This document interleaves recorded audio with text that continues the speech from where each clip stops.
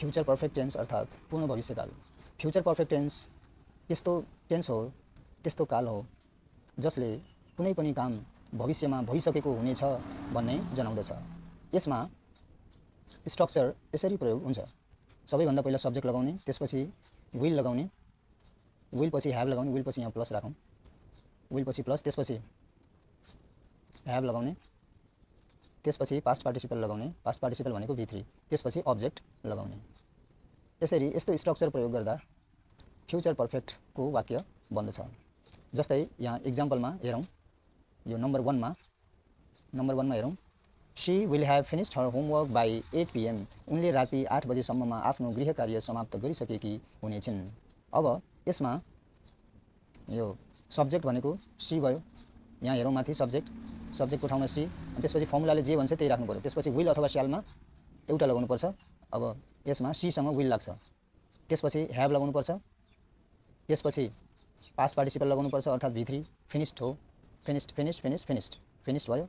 त्यसपछि अब्जेक्ट चाहिन्छ, अब्जेक्ट भनेको हर होमवर्क भयो। अनि बाई 8 PM, यो बाईले सम्ममा भन्ने जनाउँछ। भविष्यको समय सम्ममा, बाई भनेको सम्ममा, कति बजेसम्ममा 8 PM, PM भनेको रातिको, 8 PM भन्दाखेरि रातिको 8 बजे भन्ने यसरी बुझिन्छ। यस्तो प्रकारले she will have finished her homework by 8 PM। She भनेको उनले, अनि विल ह्याभ फिनिस्ड, यहाँ विल ह्याभ फिनिस्ड, फिनिस्ड भनेको समाप्त गरेको। अब गरिसकेकी हुनेछिन् भन्नको लागि त के लगाउनु पर्यो त विल लगाउनु पर्यो, ह्याभ लगाउनु पर्यो, अनि फिनिस्ड गरेपछि बल्ल समाप्त गरिसकेकी हुनेछिन् भन्ने यसरी sense will plus have plus V3 ले सामूहिक रूपमा दिन्छ। यस्तो प्रकारले के भयो त she will have finished her homework by 8 PM। She भनेको उनले, बाई भनेको सम्ममा, अब कति बजेसम्ममा भनेको छ 8 PM, 8 बजे, राति 8 बजेसम्ममा, हैन। शी विल ह्याभ फिनिस्ड राति 8 बजेसम्ममा आफ्नो गृह कार्य भनेको हर होमवर्क भयो। आफ्नो गृह कार्य समाप्त गरिसकेकी हुनेछिन् भनेको के भयो त समाप्त गरेकोलाई फिनिस्ड भनिन्छ, समाप्त गरिसकेकी हुनेछिन् को लागि will plus have plus V3, यस्तो प्रकारले भयो। यसरी बुझ्नु पर्दछ। त्यस्तै प्रकारले अब अर्कोमा जाउँ, पनि त्यही नै हो। I will have completed the project by next week. अब आई भनेको म, विल ह्याभ कम्प्लिटेड भनेको सम्पन्न गरिसकेको हुनेछु भयो। कम्प्लिट भनेको सम्पन्न गरिसकेको हुनेछु भन्नको लागि विल पनि लगाउने, ह्याभ पनि लगाउने र V3 लगाउने। यस्तो प्रकारले सम्पन्न गरिसकेको हुनेछु भन्ने हुन्छ। के सम्पन्न गरिसकेको हुनेछु त द प्रोजेक्ट भनेको परियोजना, अनि बाई भनेको सम्ममा, अनि नेक्स्ट विक भनेको अर्को हप्ता, अनि यहाँ सम्ममा। यस्तो प्रकारले मिलाउँदाखेरि के भयो, म अर्को हप्तासम्ममा परियोजना सम्पन्न गरिसकेको हुनेछु। त्यस्तै प्रकारले नम्बर 4 मा हेरौँ, we will have eaten dinner before you arrive. त्यसपछि के भयो, हामी, वी भनेको यहाँ हामी भयो, हामी, वी भनेको हामी, विल ह्याभ इटन भनेको खाना खाइसकेका हुनेछौँ, विल ह्याभ इटनले अर्थ दियो। डिनर भनेको रातको खानालाई डिनर भनिन्छ। त्यसपछि बिफोर अघि, भन्दा पहिले, बिफोर भनेको भन्दा पहिले, यु अराइभ तिमी आउनु भन्दा, अराइभ भनेको आउनु, यु अराइभ तिमी आउनु भन्दा पहिले, बिफोरले भन्दा पहिले भन्ने अर्थ दियो। यस्तो प्रकारले मिलाएर नेपालीमा भन्दाखेरि तिमी आइपुग्नु अघि हामीले रातको खाना खाइसकेका हुनेछौँ। यस्तो प्रकारले नम्बर 5 को पनि हेरौँ। यहाँ नम्बर 5 को के छ त, he will have learn the lesson by tomorrow, हैन। ही भनेको उसले, विल ह्याभ लर्न भनेको सिकिसकेको हुनेछ, द लेसन भनेको पाठ, अनि बाई भनेको सम्ममा, पहिलेसम्ममा त टुमरो भोलिसम्ममा।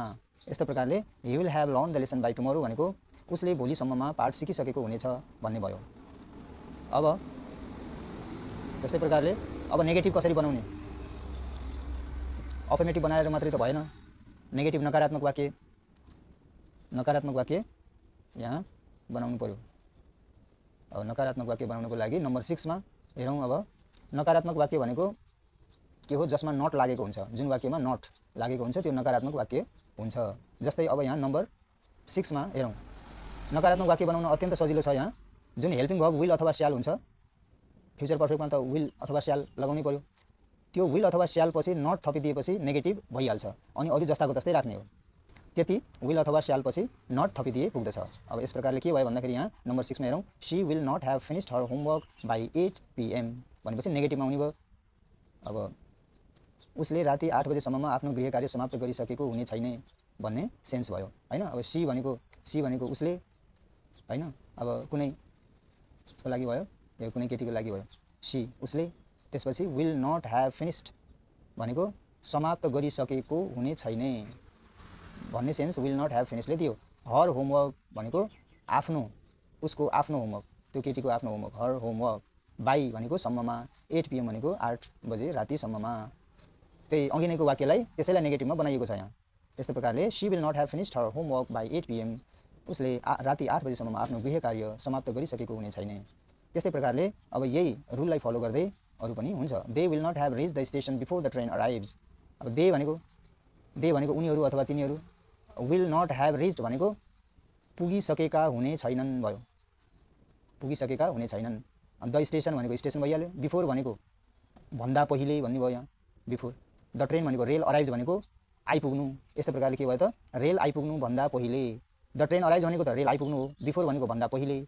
त्यसपछि अरू they will not have reach the station, उनीहरू स्टेसनमा पुगिसकेका हुने छैनन्। यस्तै प्रकारले अब नम्बर 8मा के छ, I will not have completed the project by next week. I भनेको यहाँ म भयो, अनि विल नट ह्याभ कम्प्लिटेड भनेको सम्पन्न गरिसकेको हुने छैन भयो।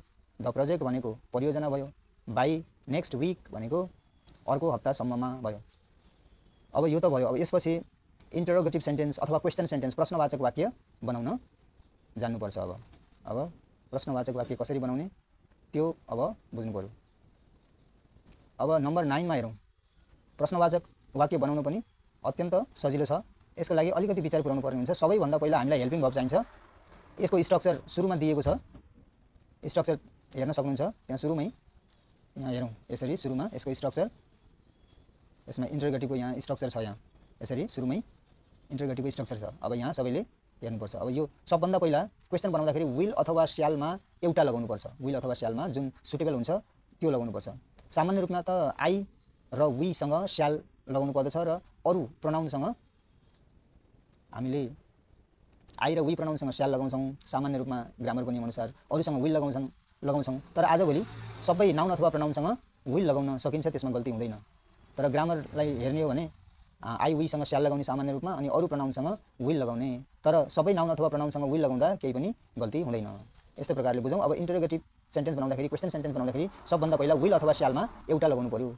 सबभन्दा पहिला विल अथवा स्याल, यो हेल्पिङ भर्ब हो। यो हेल्पिङ भर्ब एउटा हेल्पिङ भर्ब छानेर राख्नुपर्छ विल अथवा स्यालमा एउटा। अनि त्यसपछि सब्जेक्ट राख्नुपर्छ। हेल्पिङ भर्ब राखेपछि बल्ल यो सब्जेक्ट राख्ने। सब्जेक्ट राखेपछि ह्याभ राख्नुपर्छ। ह्याभ राखेपछि पास्ट पार्टिसिपल राख्नुपर्छ। पास्ट पार्टिसिपल भनेको V3 भयो। त्यसपछि लास्टमा राख्नुपर्छ अब्जेक्ट। अब्जेक्ट राखेपछि यो क्वेसन मार्क राख्न भुल्न हुँदैन। यो कुरालाई बुझ्नुपर्छ। अनि यही कुरा तल प्रयोग गरिएको छ। अब तलतिर जाउँ। अब यहाँ छ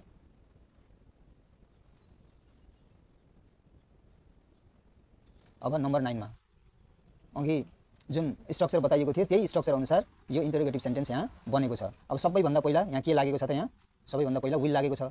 विल पछि यहाँ सब्जेक्ट सी छ, सब्जेक्ट यहाँ। अनि सी पछि ह्याभ चाहिन्छ, ह्याभ पछि V3 चाहिन्छ, त्यसपछि अब्जेक्ट चाहिन्छ, त्यसपछि अरू एक्स्ट्रा कुराहरू भयो। यहाँ यो एक्स्ट्रा कुरा यो फर्मुलामा हुँदैन। बाई भनेको सम्ममा भयो, 8 PM भनेको राति 8 बजे, अनि बाई भनेको सम्ममा। यस्तो प्रकारले यहाँ त्यही फर्मुला लगाएर बनाइयो। Will see have finished her homework by 8 PM। Will see have finished अब के भन्ने भयो, त्यसपछि समाप्त गरिसकेकी हुनेछिन् भन्ने भयो। विल सी ह्याभ फिनिस्ड, के उनले समाप्त गरिसकेकी हुनेछिन् भन्ने भयो विल सी ह्याभ फिनिस्डले। अनि के भन्दाखेरि हर होमवर्क, आफ्नो गृह कार्य। बाई भनेको सम्ममा, कति बजेसम्ममा, बाई 8 PM राति 8 बजेसम्ममा। त्यस्तै प्रकारले त्यही नियमलाई लागू गर्दै यहाँ 10 को पनि त्यही नै हो, त्यसमा केही गाह्रो छैन। अब यसमा पनि के छ, के उनीहरू, अब यहाँ के भएको छ, बिफोर द ट्रेन, यो रेल यो इस भएको रहेछ, यसलाई नहेर्नु होला ल। के उनीहरू रेल आइपुग्नु अघि स्टेसनमा पुगिसकेका हुनेछन्। अब यसको लागि सुरुमा के लगाउनु पर्यो त, विल अथवा स्यालमा एउटा। अब यसमा विल लाग्छ, देसँग त विल लाग्छ। त्यसपछि दे लगाउनु पर्यो, सब्जेक्ट भयो दे। त्यसपछि ह्याभ, अब विल यो पनि फर्मुलामा छ, दे भनेको सब्जेक्ट भयो। त्यसपछि ह्याभ भनेको पनि फर्मुलामा भयो ह्याभ। त्यसपछि रिच्ड भनेको पास्ट पार्टिसिपल V3 भयो। द स्टेसन भनेको अब्जेक्ट भयो। बिफोर भनेको के भयो त, अघि, पहिला। द ट्रेन अराइभ्स भनेको रेल आइपुग्नु, द ट्रेन अराइभ्स रेल आइपुग्नु। बिफोर भनेको पहिल्यै, रेल आइपुग्नु अघि, रेल आइपुग्नु भन्दा पहिले, के उनीहरू रेल आइपुग्नु भन्दा पहिले स्टेसनमा पुगिसकेका हुनेछन् भन्ने सेन्स यसरी दियो।